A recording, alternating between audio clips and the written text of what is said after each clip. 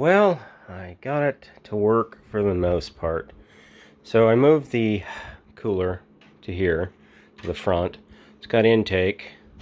It's got a nice open grill here, but this has a glass front, which leaves about this much room on either side to pull air in. So I may actually leave the glass front off just to ensure greater cooling.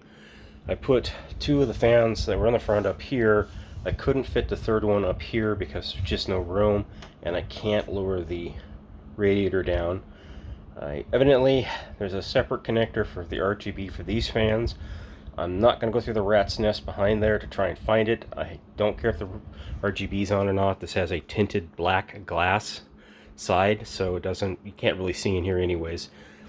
This is the 12900K on an Asus Z690 with, this is the DDR5 version, 32 gigs of, I think it is ADATA XPG RAM, and of course the most expensive video card I ever bought, $1,000 GeForce GTX 3070 Ti from Aorus, well, Gigabyte Aorus, and Silverstone 850 watt focus power supply.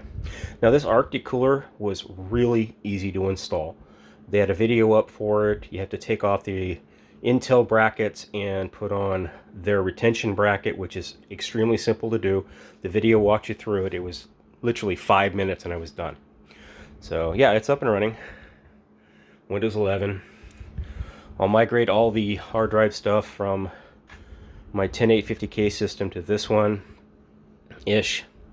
I'm not really hurry. I mean, I'd still like to troubleshoot the 10850K more, but I had these things on hand, and the 12900K was a bundle deal, and I couldn't pass it up for the price. So yeah, at least I have another system.